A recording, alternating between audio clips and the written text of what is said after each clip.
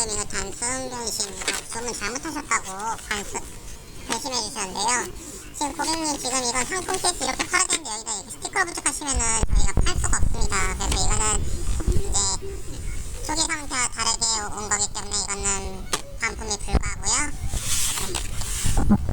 단순 변심이기 때문에 근데 이거 반품 불가하니까 연락드리겠습니다.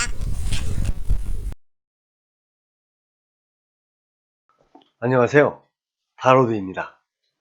오늘은 진상열전에 대해서 그 시작을 한번 해볼게요. B2C로 판매를 하고 제품을 직접 공급을 하다 보니까 제품의 사실 불량률도 좀 있었고요. 불량인 제품도 있고 또 고객이 제품에 대한 이해 부족, 제품 숙지를 못해서 생기는 그런 것들, 물론 지금도 겪고 있고요. 제품을 만약에 내가 구매를 했는데 내가 생각한 것과 다르다. 상품 이미지만 봤는데 참 좋아 보이는데 받아보니까 아닌 것 같아요. 그러면 당연히 반품을 할 때는 변신 반품이니까 왕복 택배비를 부담을 해야 하잖아요. 그런데 그 왕복 택배비를 부담을 하기 싫어해서 왕복 택배비를 부담하지 않으려고 꼬투리를 잡는 사람이 의외로 많습니다.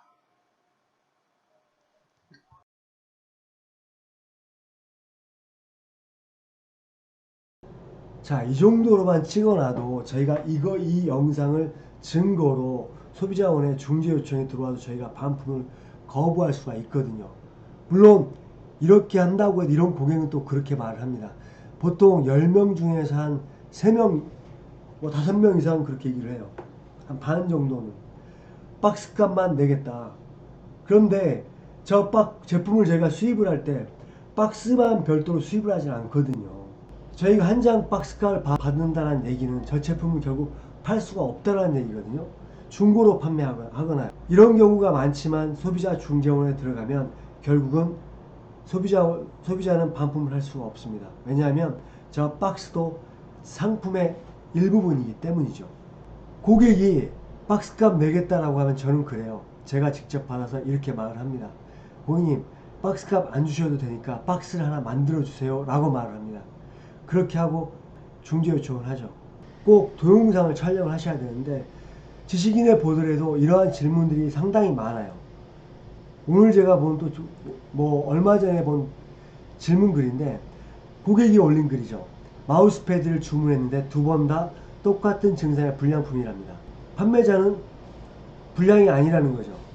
구매자는 이게 불량이다라고 하고, 그렇다고 하면 이게 고객이 어떠한 내용으로 불량을 요청했는지 정확히 증상이라든가 방법들을 확실하게 확인을 하고 그 증상, 그 방법대로 똑같이 동영상 촬영을 하면서 보여줘야 됩니다. 녹화를 해야 합니다. 그래서 증상이 있으면 제품이 문제가 있는 거죠. 그때는 반품을 해줘야 되는 거고요. 그게 맞는 거죠. 그런데 그렇게 여러 차례 했음에도 문제가 없다라고 하면 반품을 거부할 수 있는 거죠. 그래야지 이러한 문제들이 생기지가 않는 겁니다. 사실 다로드도 처음부터 반품 이런 교환권에 대해서 교환권도 마찬가지입니다. 교환권도 꼭 녹화를 해둬야 합니다. 특히 전자제품 같은 경우는 특히 그렇죠. 작동 방법을 잘 모른다거나 또는 뭐 규정 전압 이상의 전압을 썼다든가 그런 경우가 많기 때문에 기계치분들이 상당히 많거든요. 그래서 이건 꼭 녹화를 해야 됩니다. 교환권도. 제품이 문제가 없으면 교환할 필요가 없다라는 거잖아요. 그런데 제품이 문제가 없는데 교환을 해줬어요. 똑같은 방법으로 또 교환 요청이 올 수도 있는 거거든요. 문제가 더 커질 수 있다라는 거죠. 처음부터 저희도 이렇게 하지는 않았지만 이런 문제들 몇 번 겪다 보니까 녹화의 필요성을 느꼈던 거죠. 그래서 저희가 레코더로 녹화를 한 겁니다. 뭐 레코더가 없다면 스마트폰 같은 경우 워낙 깨끗하게 녹화가 되니까 그걸로 해도 되는데 좀 뭐 개인 기기니까 뭐 저렴한 거 HD 녹화되는 기기들 레코더, DV 레코더 많지 않습니까? 한 2, 30만 원이면 구매하니까요. 중고로 사도 뭐 10만 원 안쪽이면 구매하고요. 그거 하나 있으면 많은 불편함에서 정말 해방될 수가 있습니다. 그리고 저희도 물건 어쩌다 정말 한 1년에 한두 번 정도 물건을 제대로 보냈는데 누락이 됐다, 뭐 이런 경우가 있어요.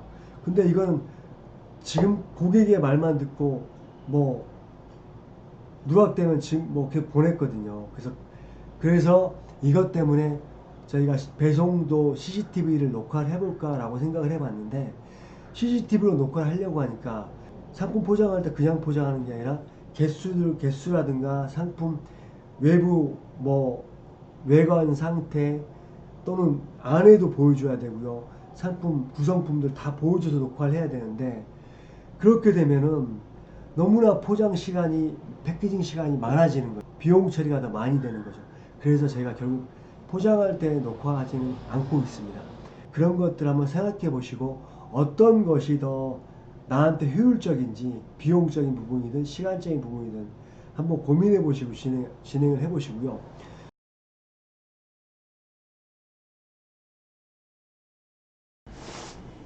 뭐 지금이야 그런 진상들은 이제 뭐 가볍게 처리한다고 할까요? 그런데 처음에는 어떻게 해야 할지 정말 애를 많이 먹었습니다. 쇼핑몰 운영을 하면서 말이죠. 가장 기억나는 진상은 민사소송을 걸었어요. 연구원인데요. 4만원대의 라이터를 구매를 했는데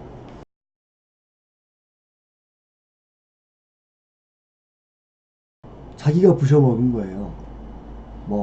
제가 판단했을 땐 받고 떨어뜨린 것 같아요. 떨어졌는데 덮개문이 덜렁덜렁거리게 된 거죠. 그리고 나서 본인이 받을 때부터 그랬다고 하더라고요. 그러더니 소비자원뿐만 아니라 저희 회사가 있는 구청의 담당 생활 경제 그런 민원을 담당하는 곳이 있습니다. 그곳에다가도 연락을 취하고 판매처에도 취하고 별별 곳에 다 취했더라고요. 전화를 계속 받았죠, 며칠 동안.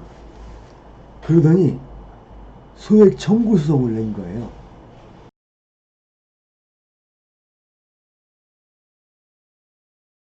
민사소송을 건 거죠.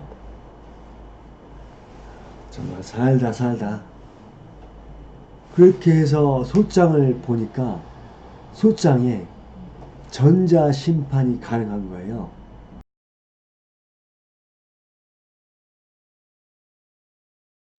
전자소송을 진행을 했죠. 이게 처음부터 고장이 나지 않았다라는 부분을, 그리고 우리 쪽에서 제품 그런 정황적인 증거들, 그리고 뭐 택배회사부터 그쪽 그 연구원의 와이프와 전화통화한 내용들 뭐 이런 것들 모두 다 취합을 해가지고 보냈어요. 그랬더니 한 2주 뒤인가요? 보니까 소취하를 했더라고요.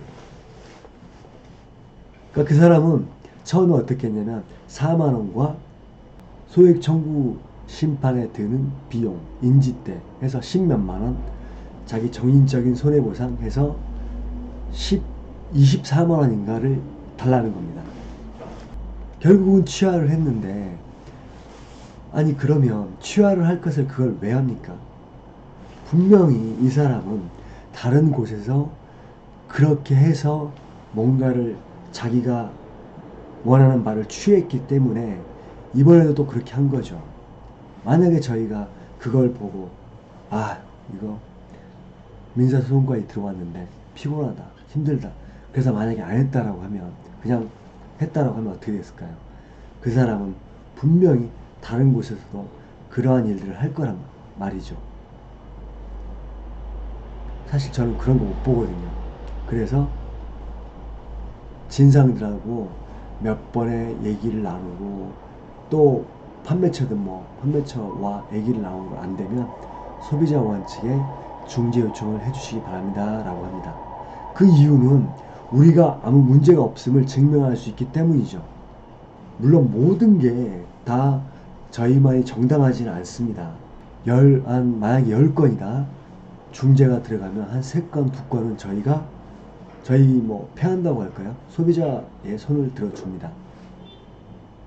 그래도 우리가 그렇게 하지 않는다라고 하면 무조건 소비자 편에 소비자가 요구하는 바대로 해줘야 되고 소비자는 계속 그렇게 해 나갈 거라고 생각이 되기 때문에 중재 요청하는 거죠. 오늘은 그냥 운영하다가 겪어본 경험을 말씀드려봤습니다. 다음에 또 뵙겠습니다.